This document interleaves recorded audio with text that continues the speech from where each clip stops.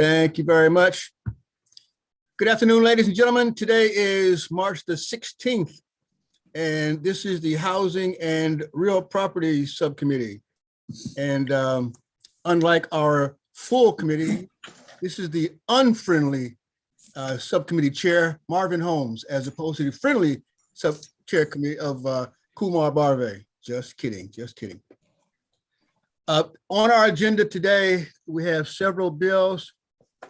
We're going to start with, let me give you the layout here first. HB 86. We are going to have, we might have a discussion on HB 174. It might take a hold because they're working on some amendments. HB 140 is going to be the last bill on our discussion list today. HB 1052, HB 551, HB 918, HB 1064, and HB 1069. And oh, sorry, I'm late, Mr. Chairman. Okay. So I was just going through the list. HB 8, and you know the list. HB 86, 174, 174, 551, 981, 1064, 1069, 1052, and HB 140 will be the last bill of the day. Therefore, let us start with HB 86. HB 86 is a bill. I'm sorry, I should probably start out by saying most of the bills this afternoon are landlord-tenant bills, which is why we decided to group them all together. HB 86 is the first bill, and it is a landlord-tenant bill relevant to tenant rights and protections. And this bill is basically has three parts to it: RUBS, ratio utility systems. Then the second part talks about security deposits, and then the last part of the bill talks about victims of stalking. I'm sorry, Ms. Strong, you have a question? Yes, I just wanted to check. You didn't list HB 1147, and I thought we were handling that bill as well. Oh, did I miss that one? I'm sorry. Okay, thank you. Yes, that is on the list. I apologize. Thank you. Apologize. I made the mistake. It's Matthew's fault. So Matthew, give us an overview, please, on HB 86. Okay, so just for the members of the subcommittee, I'm going to be working off of the reprint I sent, House Bill 86 dash, it has the amendment House Bill 86-723-726-1. And it might be a good idea, Matthew, to pull that up in case someone begins to ask questions, and you can point to specific portions of that bill as you have pulled it up. And okay, there you go. Fantastic. Okay, so as Delegate Holmes mentioned, the bill essentially does four things overall. Deals with ratio utility billing systems, requires certain documentation to accompany a statement of costs incurred by a landlord with regard to the use and retention of security deposits, establishes policies for the use of certain spaces within an apartment facility by a tenant organization, and alters policies for the termination of a lease by an individual who is a victim of a certain crime. Property Subcommittee voting. The amendments, overall, the first amendment makes technical changes to the bill. The second amendment alters, and this is on page 3 and line 28. Matthew, while you're talking about the amendments, pull down to that section in the bill if you don't mind. Sure. Thank you, sir. Appreciate that. There you go. Line 28. Alters a requirement to provide certain information to prospective tenants if a landlord uses a ratio utility billing system. And if I may, this the amendment here was based upon a request from one of the stakeholders in terms of the billing dates versus service dates. Continue, Matthew. The third amendment, and that is page 4, line 29 through page 5 in its entirety. So just start moving down there. And show this language right here. Let me back it out a little bit. Okay, so this amendment would provide or would require a landlord to provide an itemized statement of costs incurred if the landlord withholds a portion of a security deposit, including supporting documentation that identifies the materials or services provided. Under the amendment, the supporting documentation may include an estimate of costs if certain conditions are met. And those conditions, the estimate may be used. However, there would be a true up process after final invoices are available to the landlord. And if there's an overage retained by the landlord, there would be a payment of the additional security deposit held back to the tenant. All right, those are the amendments. Well, there's one more amendment. It's probably the largest amendment. And this is on this is page 7, line 22 through the end of the bill. So I'm not going to be able to show that easily, but essentially what it does is it would apply the provisions of Title 8, Subtitle 5A of the Real Property article as modified by the bill to victims of abuse. And victims of abuse is a defined term. Abuse is defined in the bill as abuse as it's used in the family law article, Title 4, Subtitle 5. And essentially this just it makes victims of abuse applicable to receive the benefits of being able to terminate a lease if they've been a victim of certain crimes. But also note that it adds an advocate from a domestic violence or sexual assault prevention or assistance program to the definition of qualified third parties that's used in the bill. Thanks, Matthew. Chairman Barbe?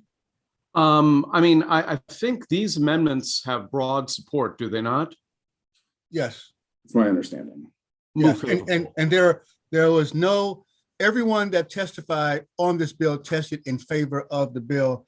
There was one favorable with amendment and two favorable with amendments. Well, let me just say on the amendments, I move favorable so we can advance the discussion. Is there a second on the amendment? Second.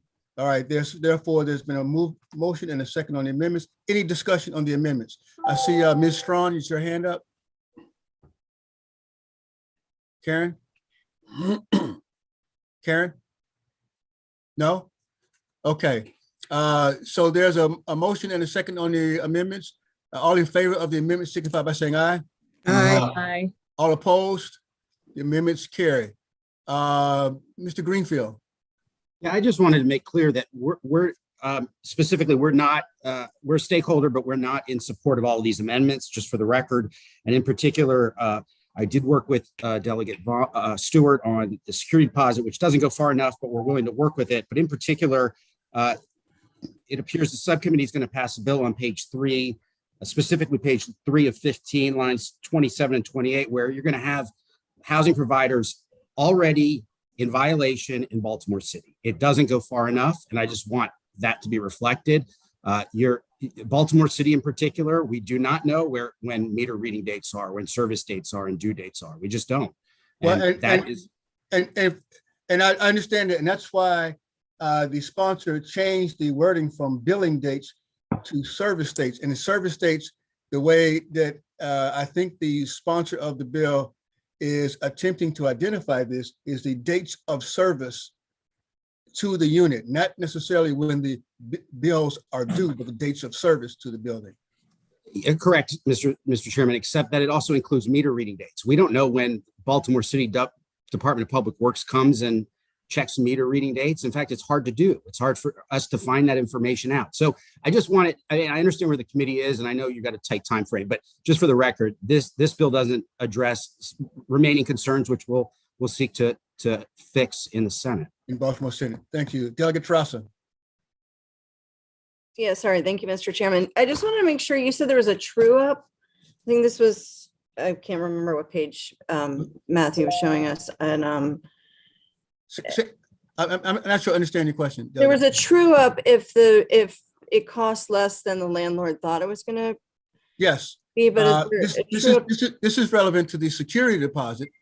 Okay, so the landlord has to provide, how much the repairs cost. Matthew, you can explain it to Delegate Trost and Matthew and point to the. Can I finish? Oh, section. Mr. Chairman, do you mind if I finish the question? Because it's a little narrower than. Oh, gotcha. Okay. Yeah, I just want to make, like, they can't come back out after the tenant after that, can they? No, No, not in the bill as That was drafted. that was the whole question. I'm so sorry, Delegate. I didn't mean. Yeah, no, it was pretty narrow. I'm okay. I'm ready to vote the bill. All right. Mr. Chairman, We have, I'm sorry, Delegate Siliberti, you have your hand up? yes, I do. Mr. Greenfield said that we can't fix it here and we're going to go over to the Senate. Now, in deference to Mr. Greenfield, why can't we fix it here? Well, thank you, Why do we Delegate. have to rely on the Senate? Yeah, we've tried to address this bill for 3 or 4 sessions now and have not made any headway with the sponsor. We've made a little bit of headway, but not a tremendous amount on these provisions related to the RUBS billing systems. And so, and we know the crossovers here. I would love for you to address these concerns, but I just think realistically, it's not likely to happen. And so you will have housing providers in violation of the RUBS provisions once this bill is effective. Okay. Delegate Wyville, Delegate Trussell, can you lower your hand, please? Yes, sir. Delegate Wyville? Thank you, Mr. Chairman. So I guess this is last year's House Bill 744, correct? I don't recall the. It was a bill from last year. Yeah, so I thought the way this bill was amended last year, it was less egregious and everybody was okay with it. So are all these amendments that are now coming on? Well, first of all, was the bill introduced in the same format as the amended bill from last session? The bill was introduced, I believe there might have been some technical changes, but largely the bill was introduced in the same format. Because I thought last year everybody was on board. So are the amendments now making it worse of a bill? I mean, honestly, I haven't had time to look at all the amendments in the revised bill. So it's the amendment that Mr. Greenfield was referring, the language in the section Mr. Greenfield was referring to is largely consistent with what passed the House last year. The only change is that change from billing to service dates, which is part of the sponsor's amendment. so, Mr. Greenfield, the issues, are you able to delineate the issues you have with the bill? Yes, absolutely. So the RUBS provisions, as I said, are particularly problematic. There's language that speaks to elements. We're not sure what elements mean. There's concern with respect to, as I mentioned, that provision on page, I think it's 3, lines 27 and 28. Particularly, I know for Baltimore City, that's going to cause some problems. I think the security deposit provision is also a little bit tricky. I do give the sponsor credit. He did try and work with us and get us on a path, but I don't think it goes far enough. And then we're fine with the victims of stalking language, but really the RUBS provisions, the security deposit provisions, and then we really wanted on the RUBS provisions for that to be made upon request. You have different terms in this bill. You have prospective applicants in this bill. You have tenants. You have all kinds of different language, and it's not clear what you're talking about in this bill. It is a little messy, and so the security deposit, and particularly the RUBS provisions, are problematic for us. So I thought the intent of the bill initially was to just address the victims of stalking. No. That's not it at all. No. No. I mean, that's a portion of it, and that's an important component of the bill for sure. But that's this, as Mr. Mickler indicated, this deals with RUBS provisions and certain disclosures, as well as security deposit language, tenant organizations, and victims of stalking. Right, I may be confusing it with another bill. Did we have another bill that I think that was that bill was with victims of abuse, right? There was another one last year. Delegate Weifel, this language, as originally introduced, dealt with victims of stalking. part of the Didn't amendment. we just pass another bill this session that dealt with victims of abuse as far as eviction? I thought it protected them. It gave them certain rights. I'm not aware of one. The subcommittee did discuss this amendment that addressed the change from victims of stalking to victims of abuse at an earlier subcommittee meeting quite extensively. So maybe you might be remembering that. All right, thank you. Mr. Chair. Yeah, I have a question for Aaron. Aaron, I'm looking at what's on the screen right now. Okay, I see that you don't like the word elements, although I think that is just an English language, word, but what is the part that has to do with, what do you find a problem? What specifically do you find a problem other than the use of the word elements? Aaron, I was on mute, my apologies. So the elements is unclear, and I understand your point, Mr. Chairman. The RUBS provisions, we had asked, and we've been consistent about making sure that's upon request. The bill, as I said, has prospective tenants that would get this information, not even tenants, prospective tenants get this information. So we suggested it be upon request. And then with respect to lines 27 and 28 there on page 3, in Baltimore City, I know for a fact, we don't know when meter reading dates occur. I mean, this is a very specific provision. I understand the service dates. I think that helps because once we get the bills, remember, in Baltimore City, you might not get the bills for 3, 6, 8 months, 2 years. So you don't feel that the words on line 27 that say where practicable, you don't feel that that protects you enough? I don't feel like it protects us enough. I don't. Yes, second. Delegate Terrassa, you finished, Mr. Chair? Well, I mean, okay, so no, not quite. Okay. So the word, a statement that identifies the elements that compose the landlord's utility charges to be allocated. What would be better? What would be a better phrase than elements for you? Well, I don't know what elements means within the context of this bill. So let me tell you how let me tell you how I read it. I read it as being the components of a formula, whether they're variables or I'm looking at it, that way. I mean, elements, identifies the elements that compose the landlord's utility charges to be allocated. I would presume that would mean the square footage of the unit versus as a percentage of the whole building and the dollar amount of the, I'm having difficulty understanding how this could be to your disadvantage to write it this way, but this isn't an area of the law that I spent a lot of time on. You spend more time on it. I just kind of feel that that's not a problem. If I could ask a pointed question, Mr. Greenfield, we have a current definition of RUBS someplace, as I recall, from previous years. Is that correct? Under the public under the public service article, Public Service Commission provisions. Yeah, I believe so. So if we instead of elements, perhaps put in the previously approved definition of RUBS, would that take care of your situation? It certainly would provide more clarity, and I think it would. That helps with the term elements. I think it does provide more clarity if we can be clear to housing providers what a statement that identifies the elements, because I don't know, it's not defined. It's not clear. Yeah, and again, I don't want to. It's not the biggest issue on this bill, frankly. Okay. All right. Just to the chairman's point, the whole statement is a statement that identifies the elements that compose the landlord's utility charges to be allocated to the tenants under the ratio utility billing system. So I would argue you'd have to look at the whole statement. Okay. Pardon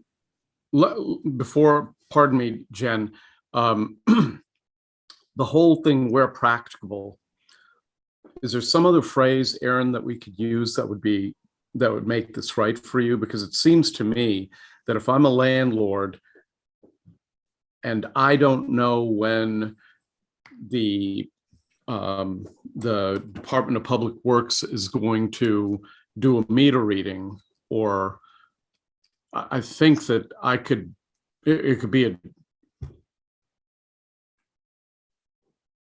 Uh-oh.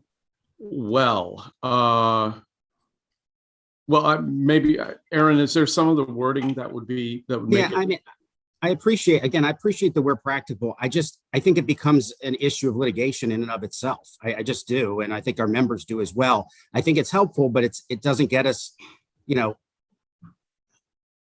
going to determine what's practicable. I assume, if there's legislative history that suggests that where practicable is, if you don't know when your meter reading dates are, then you don't have to produce this information, and that makes sense, or you produce it at a later time. But you have a couple different dates in that provision. You have, when the meter reading dates happen, the service dates, the due dates. I mean, it's overly. I guess everywhere outside of Baltimore, that wouldn't be a problem. Yeah. But Mr. Chair, you want to continue? No, I'm done for right now. I'll put my hand down. Okay. Delegate Terrassa? Thank you, Mr. Chairman. First of all, isn't this section about the landlord explaining what they're billing for? Yes. So they have to have some basis for what they're billing for. So I don't understand what the problem is. And I think where practicable helps with the section where it says service dates. Where practicable is a phrase, as we discussed before, that's frequently put in the law. I guess I'm just trying to understand why we're still having this conversation. The bill passed as it was as it was submitted or was put in this year. And the only things that have been done is to make it better for the folks who had concerns. Aaron's shaking his head. What is worse from your perspective? It's not a function of being better or worse as much in this provision as it's not workable. And Okay. you're going to put housing providers in a tough position that have to supply this information on meter reading dates. And we don't have to beat this. But it says we're dead horse. I mean, I guess I don't understand. If they don't have the dates, then they can't provide them. That's not practicable. Like I guess I don't understand. We've strengthened the bill. And Delegate, I don't know how to explain it to you any more time. I mean, I've explained this to you several times, Delegate. I don't know how I can explain it any other way other than to say in Baltimore City in particular, and I can't speak to other jurisdictions, that will create complications for housing providers that will not have the meter reading dates in a time or in a regular pace, which will cause complications. And it's, that's what I'm doing. I'm raising this as a significant issue.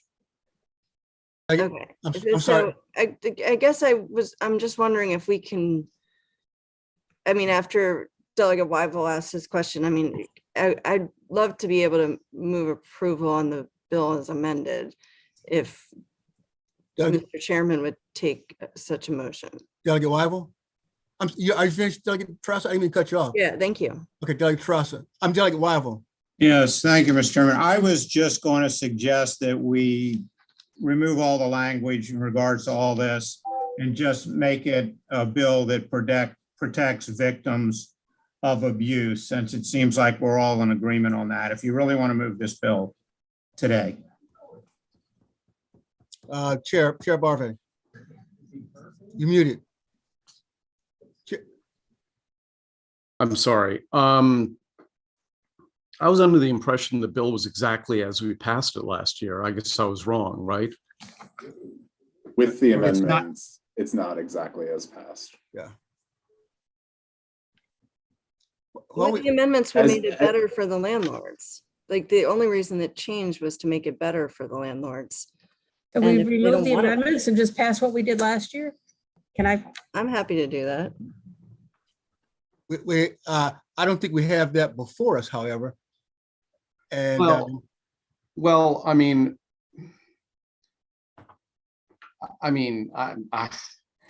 the subcommittee can do whatever it wants to. I mean, but Well, Aaron, let me ask you this. Are there any other parts of the amendments that are problematic for you? And if so, why? Well, so again, we've asked consistently that in the RUBS provision, it's upon request, which the committee has declined to accept, which Okay. we'll continue to work on. The security deposit, I give Delegate Stewart some credit. He tried to work with us on it. So as I said to him, it's something we'll try and take up in the Senate. So upon request, and that provision on page 3 and with respect to meter reading dates are particularly problematic. So can I ask again if anyone has any issues with the language as it pertains to protecting a victim of abuse? I don't think you'll find any objection to that, Delegate Wawa, at all. So can we just make the bill address victims of abuse and work on the rest of it next year? I mean, that is an important component of the bill. Why do we want to get bogged down in the weeds on all this other stuff? Mr. Chairman, Yes, sir. I'd like to hold the bill. Thank you. HB 86 is on hold. We will now go to HB 174. And Matthew, I understand that there's a potential that you may have been working on some amendments with 174. Is that correct? That's correct. Mr. Chairman, Yes, sir. if I may, we did just get a message in chat from Delegate Lehman saying she had to jump off and to potentially bump down 174 if necessary. Oh, okay. Just to bring it to your Well, attention.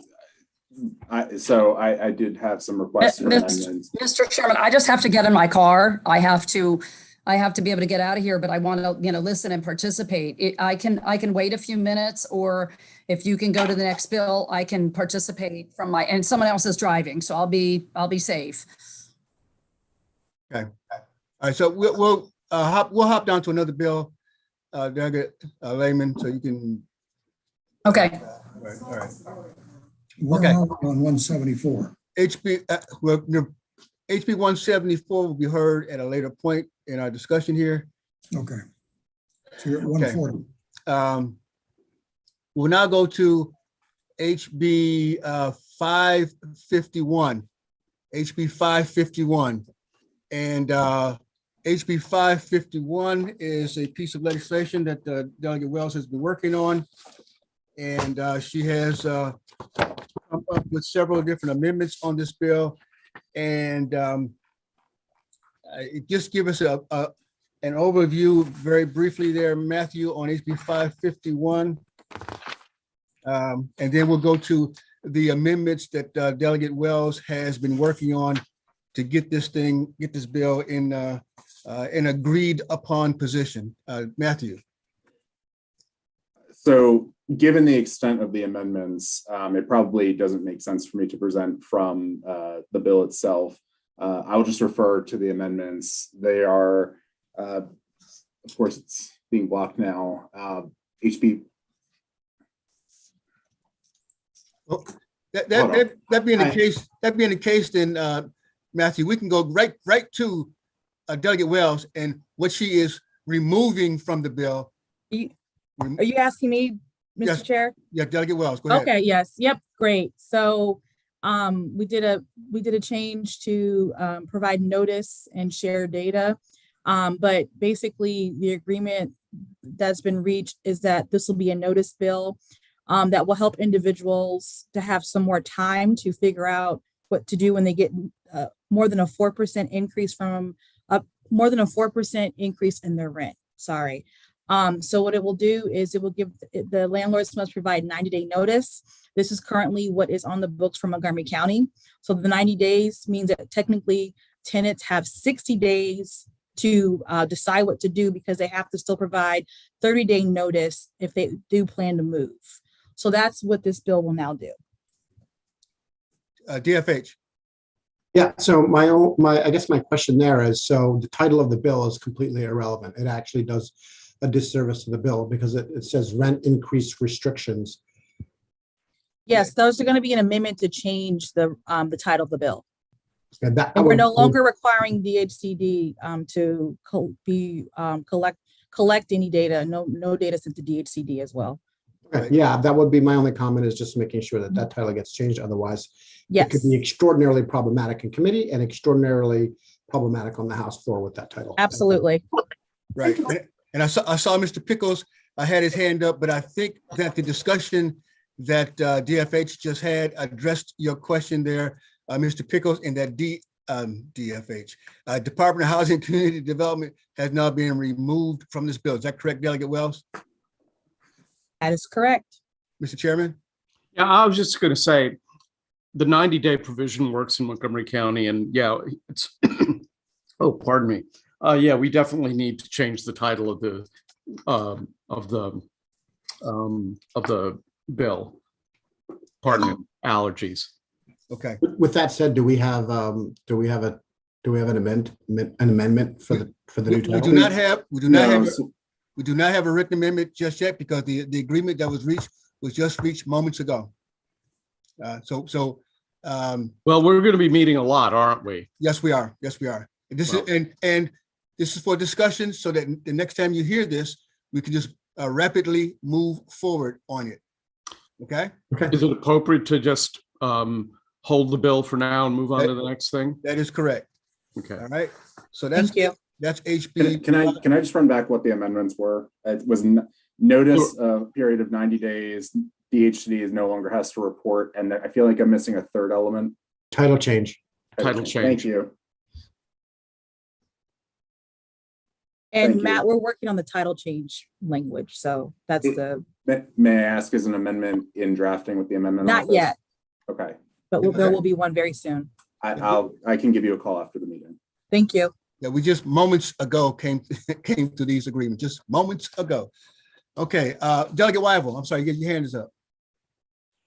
Yes, so did I understand you correctly? The bill as amended is going to require a 90-day notice of a rent increase? Greater than 4%. Oh, greater than 4%. Right. Right. And if it's less than 4%, there's what, 30 days? That current law? Yeah. Whatever current law is, yeah. All right, yeah. And as Delegate Wells says, 90 days is currently the law in Montgomery County. Okay, thank you. All right, so we're gonna hold, next we'll go to HB 918. So HB 918 is a local Montgomery County bill. The bill prohibits landlords in Montgomery County from preventing a cable television company from accessing a dwelling unit for the purpose of constructing, installing, or servicing cable television system equipment if the tenant has requested cable television system service, or discriminating in rental or other charges based on a cable television system subscription.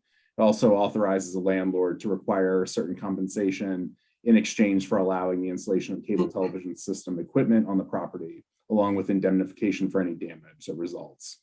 A cable television company may not charge a landlord for the installation of the cable television equipment or install a cable television system in an individual dwelling unit without permission from a tenant as specified. I would note there was some testimony on this from the Maryland Judicial Conference about, in their written testimony on the third paragraph, there was concern that the bill as it relates to real property section 8219F would allow actions to be brought in the district court to enforce the provisions. The Judicial Conference just notes that the district court generally doesn't have the power to issue injunctive relief, and the bill doesn't explain how else the district court could enforce the bill.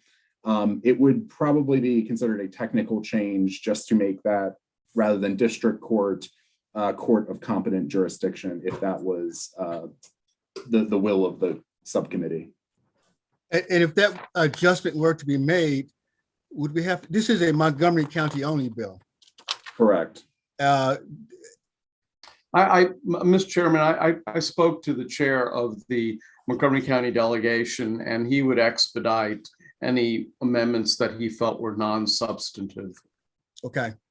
All right. And this would fall into that category. Yes.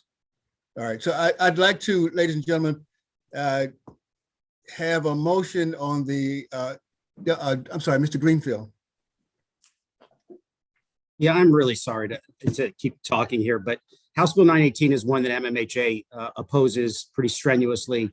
This is unprecedented what you would do with this bill, specifically page 2, lines 15 to 18. If a tenant requests cable service, a landlord can't prevent them from doing it. So what you potentially set up is a scenario by which every single tenant can request their own cable service and create property chaos and damage. There's no screening element. There's nothing at all.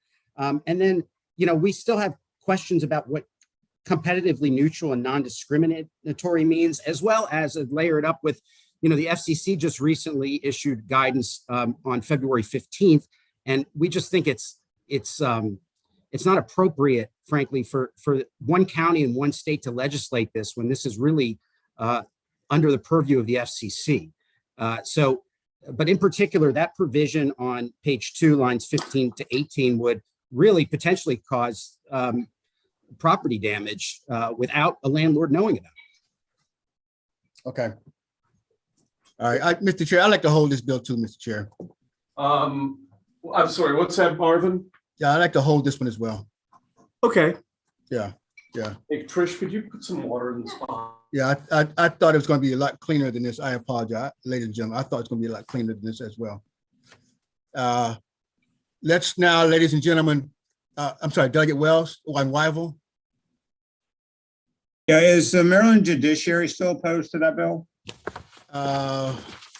She's on the line, right? On the call. I'm sorry, which bill are we talking about? Yeah, we're still on We're 918. still on 918. Maryland Judiciary was opposed to that in the hearing. Yes, they were. Are they still opposed? I can't imagine that they, I'm sorry. Nothing has been changed with the bill, so I would Okay. imagine. Right. there's- All right, thank you. Yeah, I can't imagine that they would not be opposed because, like I said, nothing has changed. We're gonna hold this. We're gonna hold 918. Let us now, ladies and gentlemen, go back to 174 since Delegate Lehman is on the line. HB 174. And Matthew gives a very brief overview of 174, and then we can start to discuss the amendments as proposed by the sponsor. Sure. My apologies. Let me just open up a document real quick.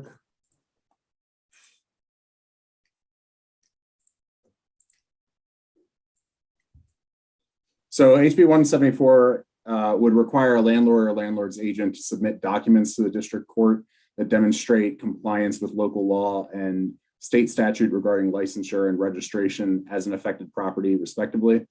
A provisional or temporary license would be insufficient to satisfy this requirement. At a trial for the repossession for failure to pay rent, a landlord must show by preponderance of the evidence that the property is in compliance with the local rental licensing requirements. Electronic copies of the rental licenses may be provided as proof of compliance. And if a landlord fails to provide proof of compliance, a judge may not enter a judgment in favor of the landlord. And Delegate Lehman, as I understand, you have additional amendments which we are the amendments that Matthew read, are those part of your current amendments or do you have additional amendments? I just to clarify. I did not recognize what he read as being the amendments. The main amendments are to strike the reference to provisional licenses. So if he said that and I missed it, I apologize. There was one provision having to do with Baltimore City acknowledging existing Baltimore City law. It was not to run afoul of that. There was a change in the standard for preponderance of the evidence to say something like it's according to the satisfaction of the judge. And then I believe there was a provision clarifying the role of the clerk when the licensing or other information, whatever is being required to file is presented, what that means. Do we have anything written, Delegate Lehman? All of that was in writing, Mr. Chairman, all of it in proper form. Ladies and gentlemen, that amendment was sent out with the other items for this hearing. It was amendment number 863029-1. And you also have a reprint. Pull up the And reprint. I apologize. I was giving an overview of what the bill did. Sure. And I had not had a chance to go into what the amendment did. Sure. Pull up the reprint with the new amendments, if you don't mind, Matthew. Yes.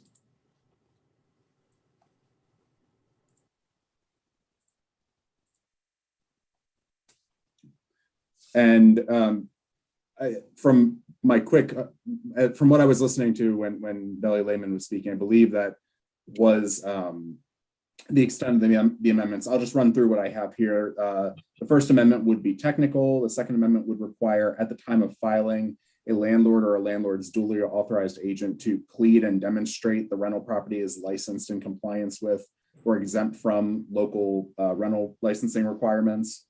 It would strike the duty to submit documents to demonstrate compliance with the registration requirements for affected properties. However, the certification and statement provisions required under current law would still exist. It would strike a provision related to the prohibition against using provisional or temporary licenses, as Delegate Lehman noted. It would make a clear statement that lead registration and certification is an issue of fact at trial. And would provide during the trial that the landlord shall have the burden of proving to the satisfaction of the court that rental property is licensed in compliance with or exempt from any applicable rental licensing requirements. I do. Mr. Chair, you have your hand up? Yeah. So the purpose of this, the fundamental purpose of this bill is to make sure that landlords are licensed if the local jurisdiction requires them to be, and if they're not, they can't evict their tenants, right? That's exactly right, Mr. Chairman. They have to then go get a license. It's not that they can never evict the tenant. It's that if at the time they move to evict the tenant, they are renting illegally, which is to say they don't have a license in those 6 Maryland counties and however many municipalities require it, they cannot proceed at that point. They have to go get a license. Okay. I would just note that there was some language in the bill that with the amendment as drafted. So, okay, so let me ask this question then. Uh-oh. You froze. Who did? You did. Go ahead. You froze, Kumar. No, go, I'm sorry. We can hear you now. We can hear you now. Okay. So what would be adequate proof for a landlord under this bill that they are licensed? If they walk into court and you have a rental license. And Okay. you can present that to the bailiff. In Prince George County, you have to present it to the bailiff. Okay. Other jurisdictions, the bailiffs don't really ask for it, but they ask you the question, do you have a license, or you provide them with a license number? Is there an electronic method for proving that you have a license? Yes, there's language in there allowing for electronic proof of a license. That was added in at the request of industry last year. Okay. Yeah. So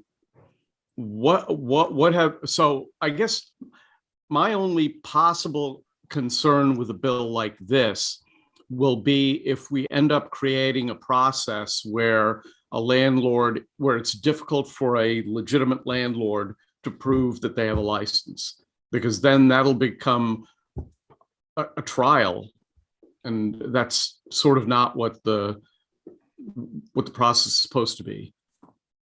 And I think part of your concern there, Mr. Chair, is something that the realtors and MMHA presented. I see Zephyr's hand is up as well. Zephyr? Yeah, if you could allow Mr. Shaw to comment on that. There is case law on this, Mr. Chair, but if you could allow Zephyr Shaw to comment, I'd appreciate it. Go ahead, Mr. Shaw.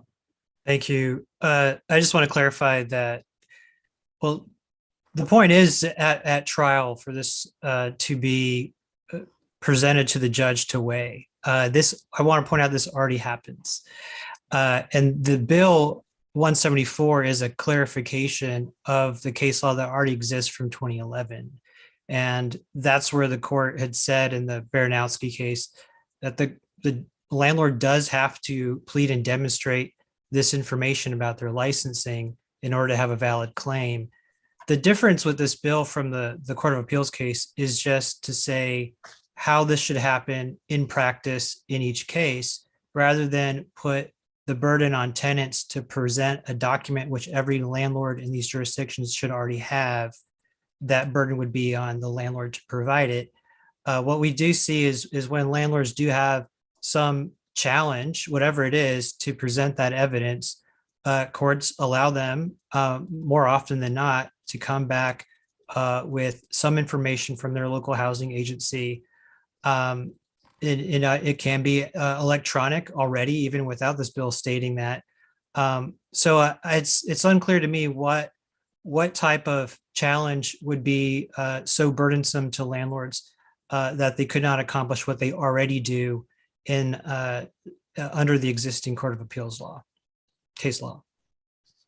Let me get some background from MMHA and from the realtors if they're here, based upon the amendments. Aaron? Well, I first want to thank Delegate Lehman, because I do appreciate her taking out the provisional or temporary license, as well as adding in the electronic format. Those are things that we requested, as well as striking the language there on the screen page on line 20 with respect to submitting the documents at the clerk of the court. So look, Mr. Shaw is right. There is a case from 2011 that addresses this, and it's something that our members ought to be doing. And so I think with those amendments, we're fine with this bill as is. Okay. Is Bill Castelli online, realtors? Yeah, Mr. Chairman, and we are in the same position. Our biggest concern was the provisional licenses in Prince George's County. That was a problem for us, and we appreciate that language being removed. Fantastic. So it seems like everyone is on board with this one. Not to throw a wrench in, I just have a question from an interpretive standpoint about the plead and demonstrate language. Say it again. I could barely I hear. have a question regarding the interpretation of plead and demonstrate, because it appears that that's being done at filing, and I'm a little confused as to where is that? Show me what that is. On the screen right now, page 3, lines 18 through 20 or 21. Plead and demonstrate. Is that my understanding is, would that be the licensing number that needs to be provided, out of curiosity? Well, there's a couple ways to do that. Number one is you can actually plead and demonstrate that your rental license. As one way you can do that is to actually have a paper copy of it. You can also have a digital copy, but you also have the rental license ID number per the jurisdictions. Mr. Shaw, want to add to that? Yeah, just to clarify that the phrasing of plead and demonstrate at the time of filing is exactly what the Court of Appeals said in its 2011 court case. And then in response to that, what the district court did is, in its form for fair to pay rent cases, it provided the checkbox to state that the property owner has the license or registration, and then a fill-in line where the number would be written in to reflect that it's not just that you're pleading I'm registered, but you're demonstrating that you're registered or licensed. And this wouldn't require the additional step of presenting a document to a judge, to a clerk. That's my opinion of it. If you walk in, for instance, in Baltimore City, for years, we've had a placard up above the rent division clerk counter, which says, if you fail to fill in paragraph 2 of the court complaint, which is this blank fill-in line for the rental license, your case may be dismissed. So I think that's what that's the balance that the district court has reached on what this phrase plead and demonstrate means. And the reason why it's in here, I think, is because of concerns about what amount of work or the logistics of the work of inspecting each filer's rental license before a judge can see it. So to eliminate that concern, the language here is just plead and demonstrate. Yeah, and like I said earlier, in Prince George's County, the bailiff asked you that question before you even get in there. And the bailiff, you have to actually show it to them, used to anyway, when we had court systems. Ms. Howard? Yes, I just want to say that Mr. Shah has, and you have both, covered that very well, and that's exactly what happens. And as far as I know, the form still has those blanks to be filled in and are expected, and the landlord is expected to fill those in. So you all are, and I are in total agreement. Fantastic. Move favorable. Thank you very much. Is there a second on the amendment? Second. Second it. Is there any additional questions on the amendment? Seeing none, all in favor of the amendment signify by saying aye. Aye. All opposed to the amendments? I'm sorry? No, I'm fine with the amendments. I thought you were on the bill. I understand. I'm fine with the amendments. Oh, okay. All in favor of the bill as amended is before us. Can I get a motion on the bill as amended, please? I move the bill. Is there a Favorable. second? Second. We have a motion and a second on the bill as amended. Any questions? All in favor of the bill as amended signify by saying aye. Aye. All opposed? Opposed? Neil Parrott. Okay. HB 174 will receive a favorable recommendation from the Mary's happy. Will receive a favorable recommendation from the committee. We will now go to HB 1064. Okay. HB 1064. Yes, this is, I apologize, I just need to get a document open that I thought I had open. Okay. HB 1064 is a bill that establishes procedures to protect specified pets when a property is repossessed in a failure to pay rent, breach of lease, tenant holding over, or wrongful detainer action. Believe there are members on the line from the Humane Society as well as MMHA. I understand that there was a consensus amendment on this bill. That amendment number is, and this is actually the second amendment I had sent on this issue, HB 1064-513829-1. I'm opening the reprint now to share with the member or with you all.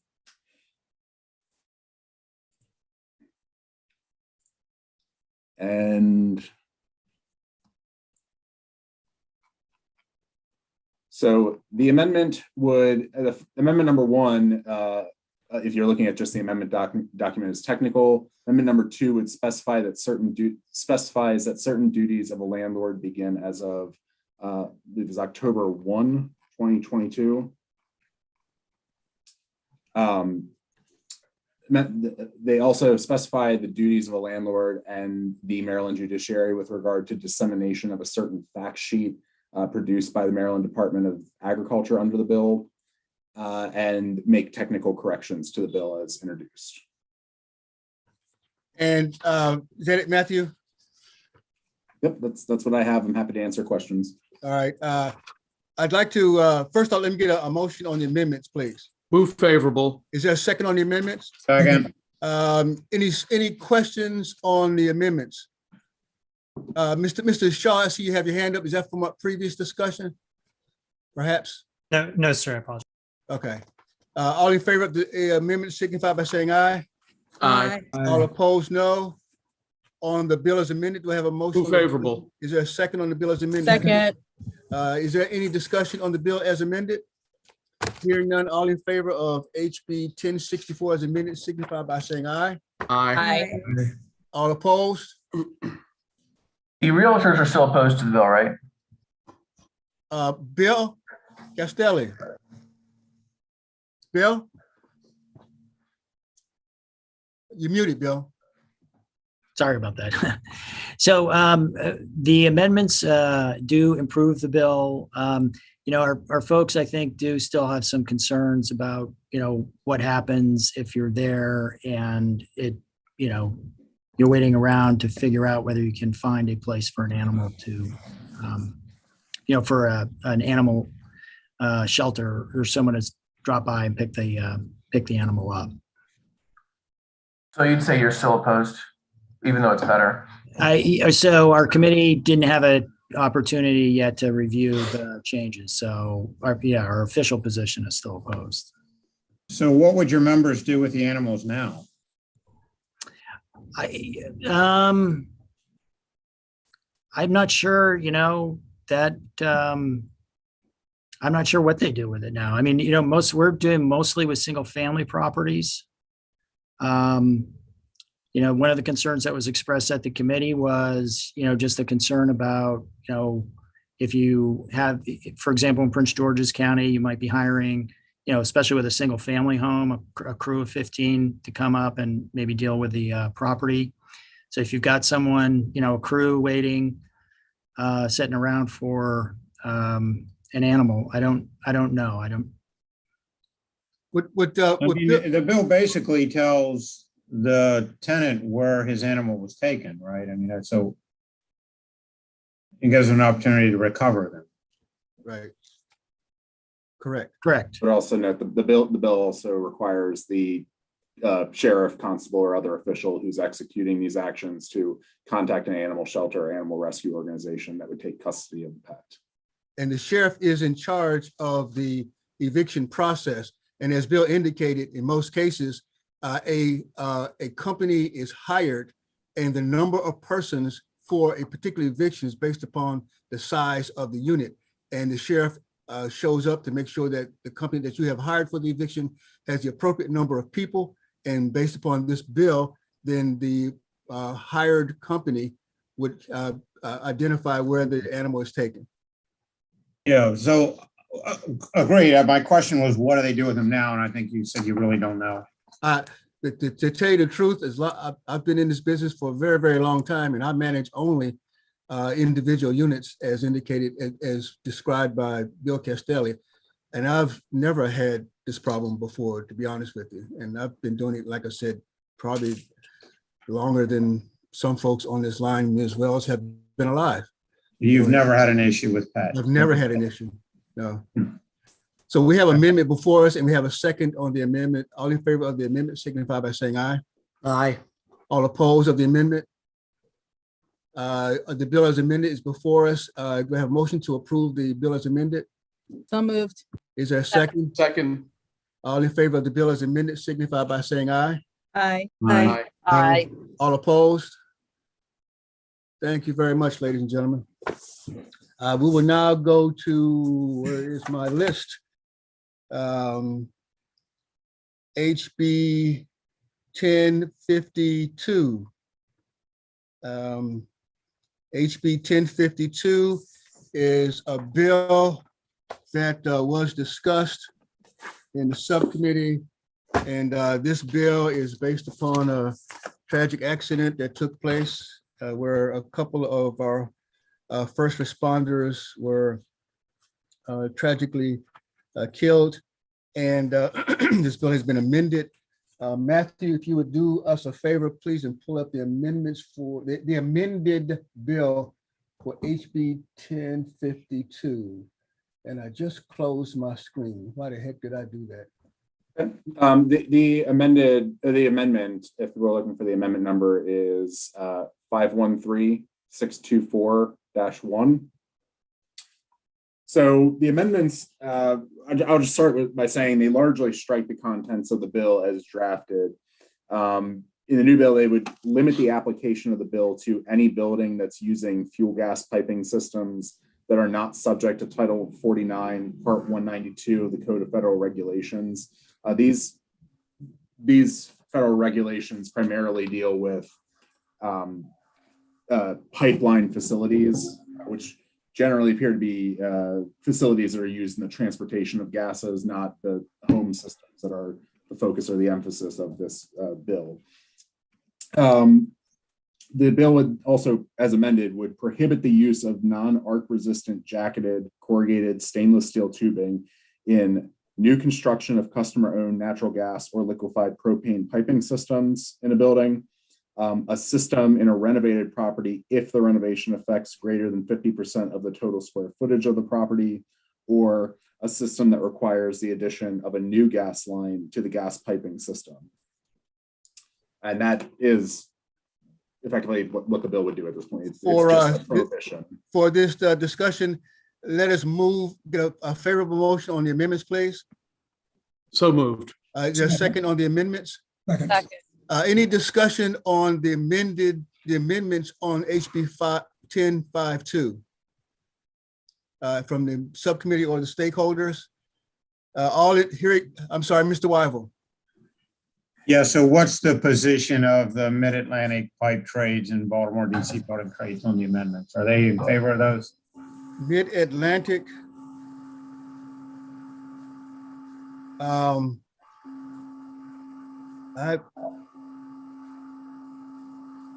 have seen a letter from Mid-Atlantic. I'm not quite sure whom they are, Doug Wyville. Well, they opposed the bill. I didn't know if with the amendments, they're okay with it. So we don't know. Did we hear from them or did we work with them on the amendments? Anybody? There was a group by the name of Omega Flex, and I'm not sure if that's what you're referring to at all. And one of the discussions that the Omega Flex people were talking about was having some having some language put in there based upon the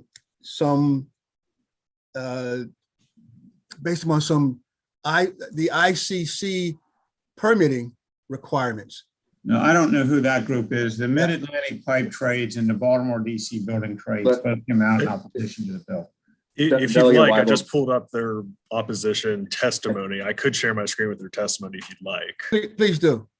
Okay. Matt, you'll have to take yours down for a second.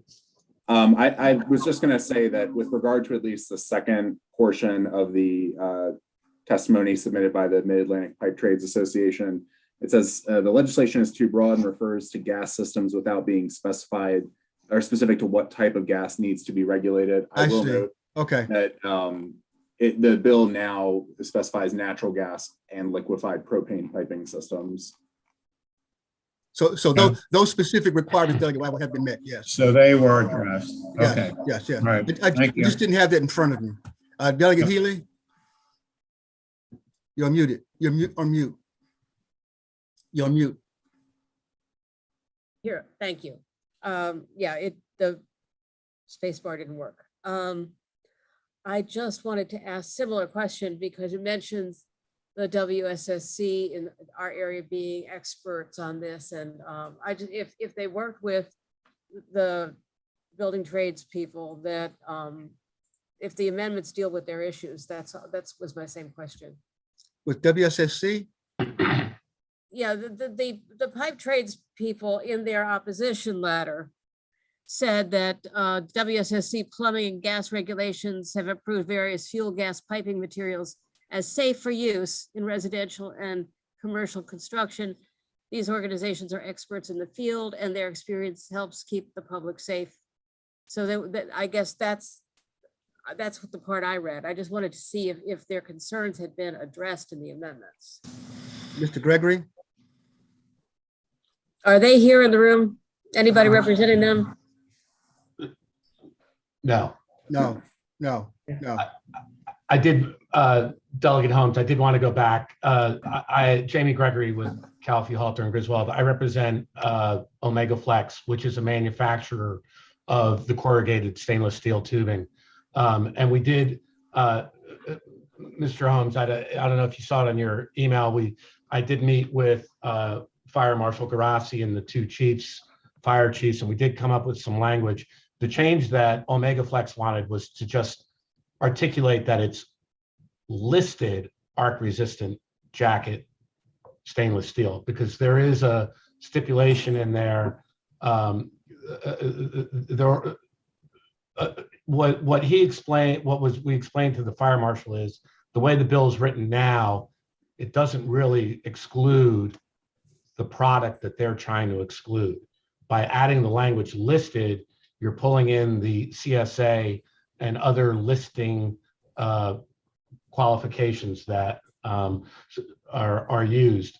So I sent that language to you, Mr. Delegate Holmes, and maybe before Friday, it can be included. What does listed mean? I don't understand what listed means. So that's another way of getting to when we first approached you about the CSA, which is the North American Standards Association. Actually, originally was Canadian Standards Association. They now go by the acronym, and it's all of North America, including the US. But they're the ones that are, it's not the same as the code, but they are the standard setter that for the product. Yeah, but do we necessarily, and this is a question to the subcommittee here, do we necessarily want to specify manufacturers or the listed, and where is it listed? Is it written on the pipe? No, by doing that, what we heard from the fire chiefs is that they said that they got it from the plumbing board, that they didn't want to necessarily put in there the year, right? When we first approached you, we suggested putting in CSA-2019. This is another way to accomplish what needs to be accomplished without putting the year in there. Mr. Chairman? Yes, sir. Listen, why don't we hold this bill? I know that there are a bunch of people who will want to check with the unions to see how they feel about the amendments. And we also have a natural resource subcommittee that's going on right now. So all right, we'll hold it. I was just gonna say, I put it in the chat. I checked with the pipe trades and the building trades, and they're okay with the amendments. they're okay with Wonderful. the amendments? Yes. Oh, So they're good, Mr. Chair. move the bill. Is there a second? Second. Oh, I've moved it, so I can't second it. Second. All in favor of HB 1052 signify by saying aye. I have a question. Yes, sir. I'm sorry. I forgot to ask the question, Mr. Parrott, and then we'll go to Delegate Weibel. Thank you, Mr. Chairman. My question is, what does this do to the cost for installation? Like, is it still flexible pipe? It's just that it's grounded now? Or are we starting to move towards like iron pipe that's stiff? And that's This particular pipe, the CSST, and Mr. Gregory can explain this better than I can.